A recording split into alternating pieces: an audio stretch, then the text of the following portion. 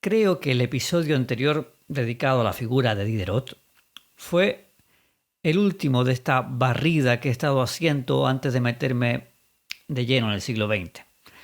Aunque también es verdad que ya he hecho algunos capítulos con figuras del siglo XX como Bertolt Brecht, Marcel Marceau, Margarita Xirgu o el propio Stanislavski. Pero ahora me quiero adentrar de forma más específica, o al menos eso quiero intentar. Y para eso quiero comenzar con un personaje del que no conocía su existencia y que al estar investigando me he dado cuenta de lo importante que ha sido su aparición en el panorama teatral, aunque no se le conozca tanto. Y para empezar, os voy a pedir que imaginemos que se abre un viejo y pesado y típico telón de terciopelo rojo. Pero al abrir ese telón ya no vamos a encontrar a un rey de cartón piedra ni a una damisela declamando versos rimbombantes. Vamos a encontrar la vida misma, cruda, real y a veces incómoda. El hombre que se atrevió a levantar ese telón para mostrarnos esa verdad es de quien hoy os voy a hablar.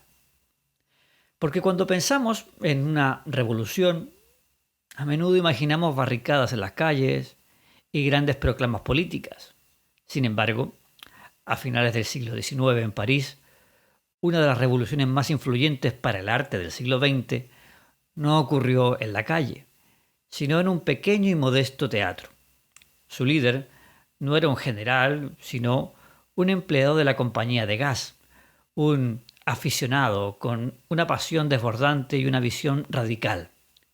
La historia de este personaje es la historia de cómo un solo hombre, armado con convicción y muy pocos recursos, logró demoler las convenciones de un teatro anquilosado y artificial para construir sobre sus ruinas los cimientos del teatro moderno.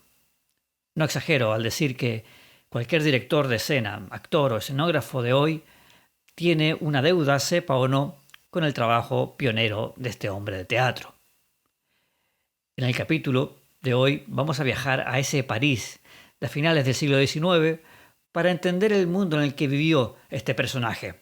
Exploraremos su vida desde sus humildes comienzos hasta convertirse en una figura central de la escena europea. Desglosaré lo más breve posible, pues cuáles fueron sus revolucionarias aportaciones en la forma de actuar, de diseñar un escenario y de entender la propia misión del teatro.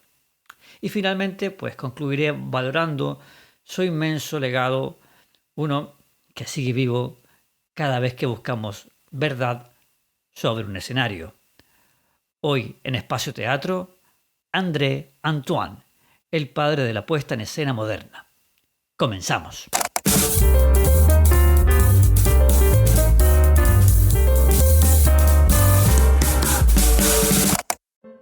Para entender a Antoine, primero debemos entender el aire que se respiraba en el París de la segunda mitad del siglo XIX.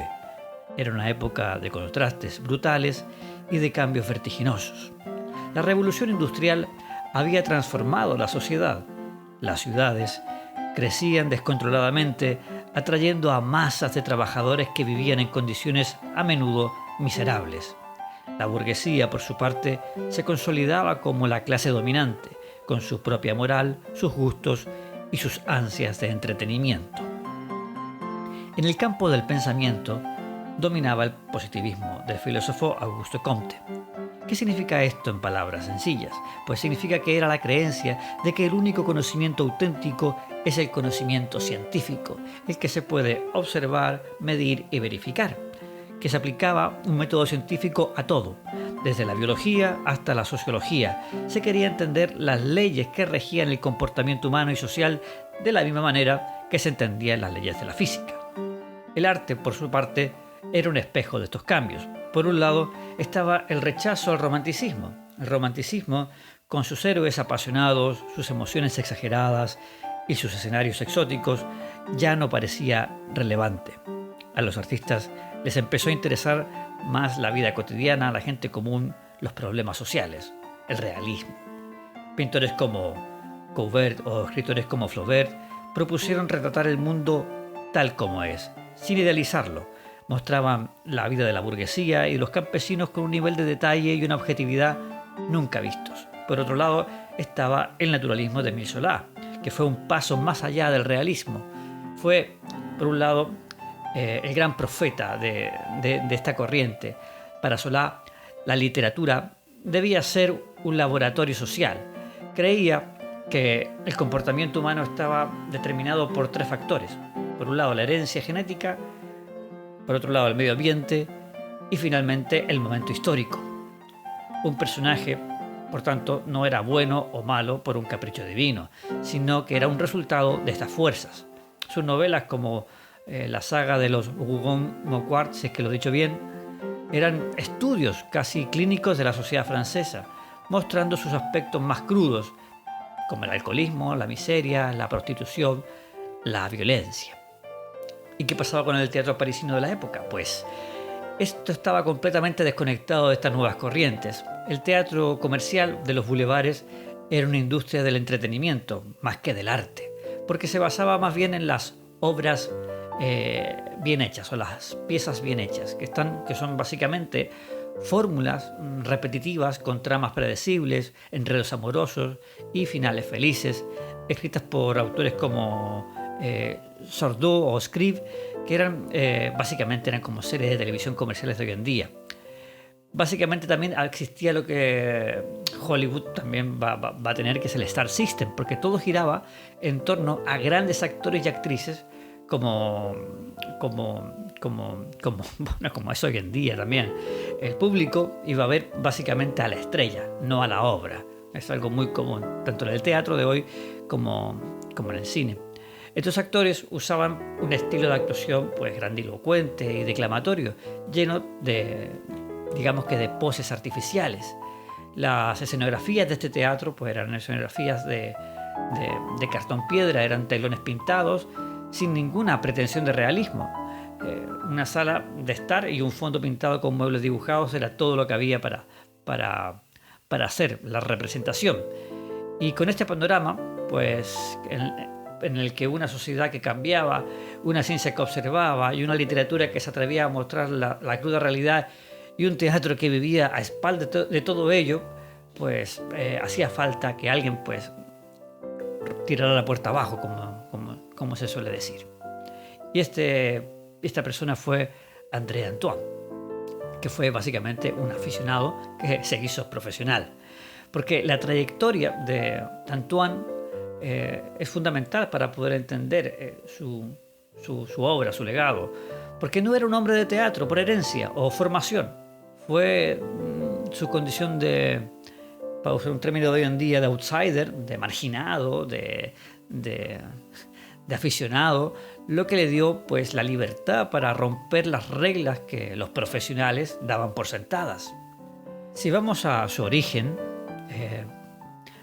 podemos decir que André Antoine nació en Limoges en 1858, su familia era modesta y él, como muchos, tuvo que empezar a trabajar joven. Consiguió un empleo en la Compañía de Gas de París, que era un trabajo, llamemos, gris, rutinario y que le dejaba las tardes libres. ¿Y qué hacía en ese tiempo? Pues se sumergía en su verdadera pasión, el teatro. No era un espectador pasivo, porque se unió a un grupo de teatro aficionado llamado el Cercle Goulash, o Círculo Goulash. Allí, como cualquier aficionado, actuaba, ayudaba a montar decorados y participaba de la vida del grupo. Sin embargo, Antoine no era un aficionado cualquiera, era un lector voraz y estaba fascinado por las nuevas ideas del realismo y sobre todo por el naturalismo de Zola. Veía una brecha insalvable entre los libros que le apasionaban y el teatro anticuado que se representaba en su propio círculo y en los escenarios de París. El punto de inflexión llegó el año 1887. Antoine propuso a su grupo de aficionados montar una adaptación de un cuento de Émile Zola y la respuesta fue un rotundo no. Sus compañeros consideraron que aquello no era teatro, que era grosero, deprimente y que no le gustaría al público.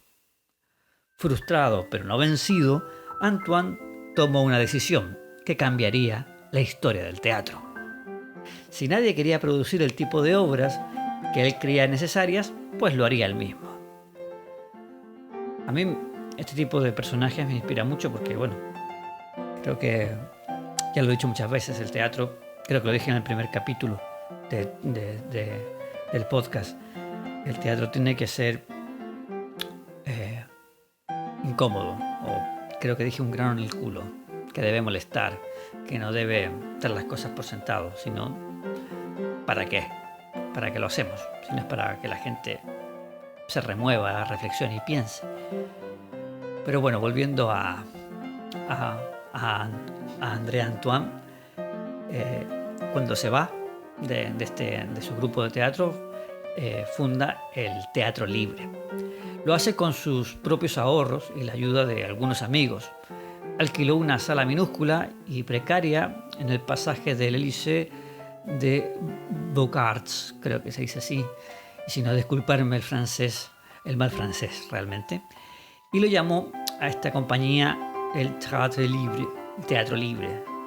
El nombre era toda una declaración de intenciones y sería libre por dos motivos, básicamente. Por un lado, libertad artística, libre para representar las obras que quisiera, sin importar si eran comerciales o si ofendían el buen gusto burgués.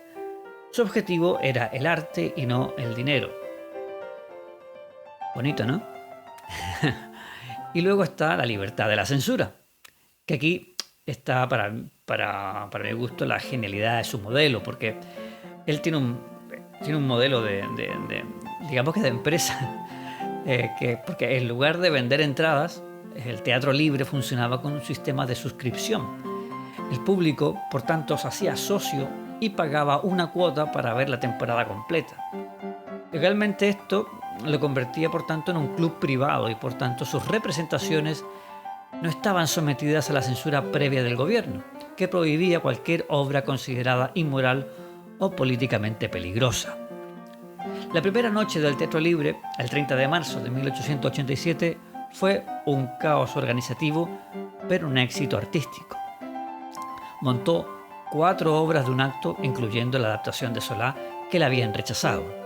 El público, compuesto por artistas, escritores y jóvenes curiosos, se dio cuenta de que estaba presenciando algo completamente nuevo.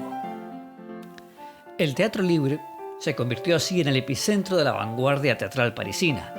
Durante sus 10 años de existencia, del 1887 al 1897, estrenó cientos de obras de autores nuevos, franceses y extranjeros, que ningún otro teatro se atrevía a tocar. Sin embargo, el éxito artístico no siempre vino acompañado del éxito financiero. El modelo de suscripción era precario y Antoine, que había dejado su trabajo en la compañía de gas, acumuló deudas enormes. A pesar de ser reconocido en toda Europa, pues tuvo que cerrar el Teatro Libre en 1897, arruinado. Pero su revolución ya estaba en marcha. Su fama era tal que ese mismo año pudo abrir un nuevo teatro profesional, el Teatro Antoine, y más tarde, en 1906, alcanzó la cima del reconocimiento al ser nombrado director del Odéon, uno de los teatros nacionales de Francia. Fue, por tanto, la consagración definitiva. El revolucionario outsider se convertía en una figura central del establishment teatral. Su carrera posterior también incluyó la crítica teatral y una incursión pionera en el cine, donde intentó aplicar sus principios naturalistas. Finalmente, se retiró al campo, donde escribió sus memorias, que es un testimonio de valor incalculable sobre su lucha. Si vamos a las revoluciones que hizo en el teatro André Antoine, podemos agruparlas en 3 grandes revoluciones. La primera fue la puesta en escena o la mise en scène. Antes de Antoine, el director de escena era un mero organizador, o sea, no existía la figura del director como la conocemos hoy día. De hecho, esa visión se la debemos a él, porque él convierte al director en el artista principal, en el cerebro que concibe el espectáculo como un todo coherente. Conceptos como la cuarta pared que vimos en Diderot, él lo lleva a cabo, y este simple pero maravilloso efecto lo cambia todo, porque el público deja de ser un receptor pasivo al que se le hablaba directamente para convertirse ahora en un observador invisible de una porción de vida, un voyeur. Los actores ya no tenían que proyectar todo hacia el público, sino que podían darse la espalda, hablar entre ellos en voz baja, ignorar a la audiencia y por tanto la ilusión de realidad era total. Pero para que la cuarta pared funcionara, también había que cambiar otros elementos como la escenografía y la utilería. Abolió Antoine, por tanto, los telones pintados y los sustituyó por la realidad, muebles reales. Si la obra ocurría en un salón burgués, pues Antoine iba a un anticuario y compraba o alquilaba muebles de verdad. Las puertas tenían picaportes que funcionaban, las ventanas pues también se abrían a paisajes creíbles. Los objetos, por ejemplo, pues eran reales. Hay una anécdota que es en Los Carniceros, que transcurría por tanto en una carnicería, pues él colgó en el escenario canales de huellas reales y frescas. Dicen que el impacto del olor fue tremendo, porque claro, estaban acostumbrados el público a la limpieza del teatro y de repente tenían pues la realidad ahí cruda, sangrienta delante de sus narices. También Antoine experimentó con la luz, la iluminación eléctrica, para que fuera lógica y realista. Pues si una escena, por tanto, había una lámpara, pues la luz debía provenir de esa lámpara y no de una batería de focos apuntando a la cara del actor. Su famoso método era primero diseño y amueblo la habitación y luego ensayo con los actores dentro de ella, ya que el entorno determinaba el movimiento y no al revés. Otro punto de esta primera revolución es la verdad, la actuación. Porque si el escenario era real, la actuación también debía serlo. Antoine luchó muchísimo contra el estilo artificial y declamatorio de las grandes estrellas. La idea era hablar y no declamar. Antoine exigía a sus actores que hablaran como personas normales, con las pausas, las vacilaciones y el tono de la conversación cotidiana. Prohibió, por tanto, los gestos exagerados y las poses teatrales. Él buscaba que los actores pues, tuviesen un movimiento natural, que se movieran por el espacio con un propósito, como lo harían en la vida. Si un personaje tenía que cocinar, pues cocinaba de verdad, en una cocina de verdad. Si tenía que leer una carta, pues la leía para sí mismo y no para el público. Por ejemplo, el famoso gesto de un actor actuando de espaldas al público nació supuestamente con Antoine. Era un sacrilegio eso en el teatro en esa época. De hecho, incluso hoy en día, en muchos talleres de teatro, a mucha gente se le dice que no dé la espalda. Pero con Antoine todas esas cosas se rompen. Otro punto importante es que él veía al actor como parte del conjunto. Él combatió el Star System de la época. En sus producciones no había un único protagonista que brillara por encima de los demás. Todos los actores, incluso los que tenían papeles pequeños o no hablaban, que eran figurantes, eran importantes para crear una ilusión de vida colectiva. El grupo era la estrella, no el primer actor, como se le solía llamar. Básicamente, en resumen, Antoine buscaba, de cierta manera, poner sobre el escenario una rebanada de la vida. Quería que el espectador sintiera que no estaba viendo una obra de teatro, sino la vida misma. Su segunda revolución es el repertorio. Porque un teatro nuevo necesita obras nuevas. Y el teatro libre fue la puerta de entrada para los dramaturgos que estaban escribiendo la historia del teatro moderno. La principal misión de Antoine, por tanto, era llevar a escena las ideas de Zola y el naturalismo. Adoptó sus novelas y estrenó obras de autores de su círculo. Estas obras trataban temas tabú para la época. Temas como la miseria de los obreros, la hipocresía de la burguesía, el alcoholismo, las enfermedades hereditarias. Eran obras duras, pesimistas, que buscaban generar pues, un impacto y una reflexión social y no un simple aplauso. Otro punto de esta segunda revolución es la apertura a Europa. Y es quizás una de sus mayores contribuciones, porque presentar al público francés obras que jamás habían visto, de dramaturgos europeos que estaban renovando el teatro en sus países, como Henrik Ibsen. De hecho, Antoine estrenó Espectros, que es una obra pues, brutal sobre la sífilis hereditaria y la moral burguesa que había sido prohibida en media Europa. y la obra fue un escándalo y a la vez un hito. También montó de August Strindberg La señorita Julia, que como comenté en su capítulo, pues una cruda batalla psicológica entre clases y sexualidad. También hizo obras de Tolstoy, estrenó El poder de las tinieblas, y al hacer esto Antoine pues rompió ese chauvinismo cultural francés y demostró que el teatro era un arte universal que estaba evolucionando en toda Europa. Y otro punto importante en esta segunda revolución es la cantera de nuevos autores franceses también, así como mostraba dramaturgos que estaban fuera de las fronteras francesas. También se convirtió el teatro libre en un refugio para jóvenes escritores franceses que eran pues sistemáticamente rechazados por los teatros comerciales. Antoine les dio la oportunidad de ver sus obras representadas, de experimentar y de encontrar su voz. Y la tercera revolución está en el modelo de producción. Como comenté, el modelo de teatro independiente y por suscripción fue una herramienta clave, porque por un lado pues, le dio una independencia económica y artística, ya que al no depender de la taquilla diaria ni de grandes inversores que buscaban beneficios rápidos, Antoine podía permitirse el lujo de fracasar, cosa que es tan importante para cualquier persona, que es una forma de plantearse en la vida. Yo creo que en este sistema en el que vivimos, en el que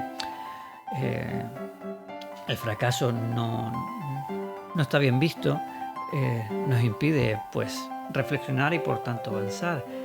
Y a mí me pasa mucho cuando he estado haciendo teatro, es como no me repito, cómo puedo jugar con las herramientas que tengo sin caer en lo que ya he hecho, y por tanto tener una oportunidad de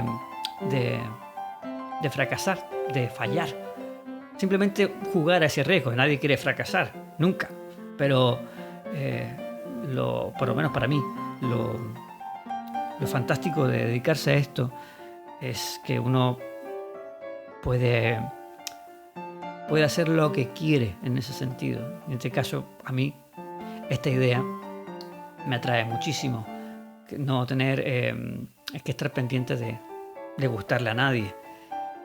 Y con esto también Antoine, por ejemplo, podía montar una obra sabiendo que no sería popular, porque realmente no siempre uno tiene por qué ser popular, simplemente porque creía que tenía esa obra un valor artístico y ya está, porque no todas las obras son para todas las personas.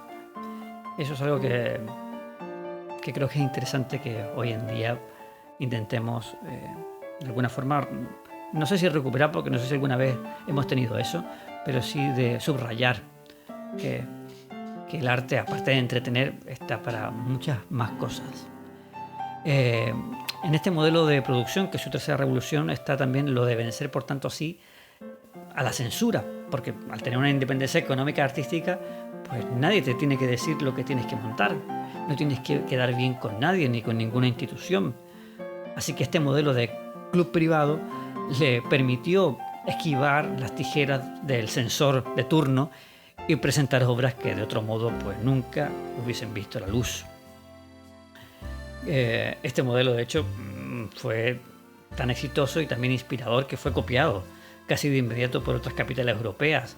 Por ejemplo, el Escenario Libre en Berlín, o el teatro The Independent Theatre Society en Londres en 1891, y también el Teatro Arte de Moscú, fundado por Stanislavski, quien pues visitó el teatro de Antoine y quedó profundamente influenciado por sus métodos, que él después desarrollaría a su propia manera.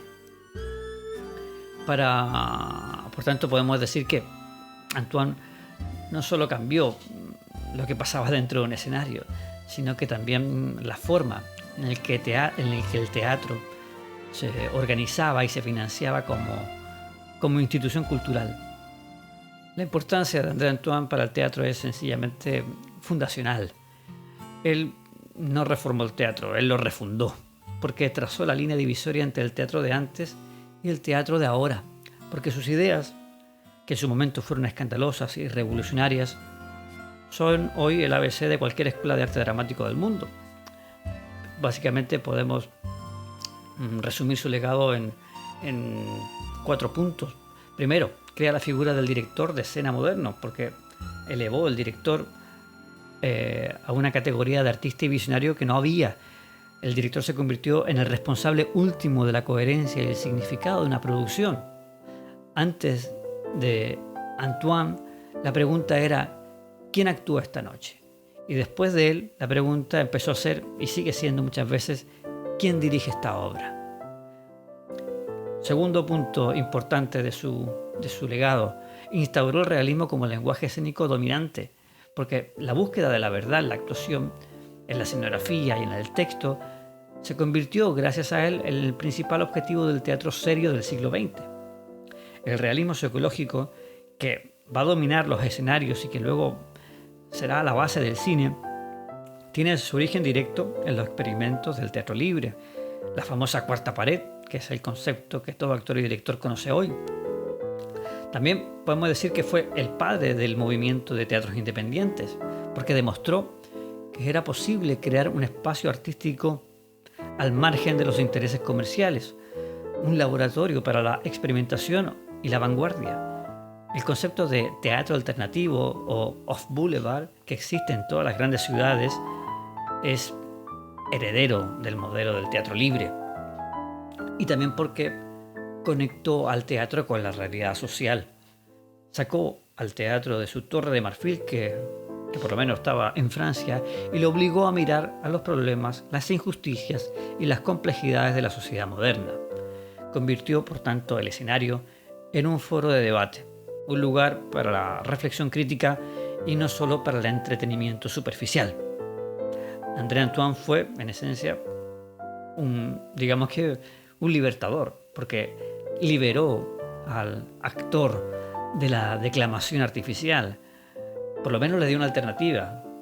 Hoy en día podemos jugar con los que nos dé la gana, pero él en ese momento pues le dio otra alternativa, otra manera de poder actuar. También liberó al escenario de los telones pintados, que hoy también se ocupan, pero eso no está mal, simplemente cambiar las cosas. Hoy estamos en otro punto y podemos jugar con muchos lenguajes.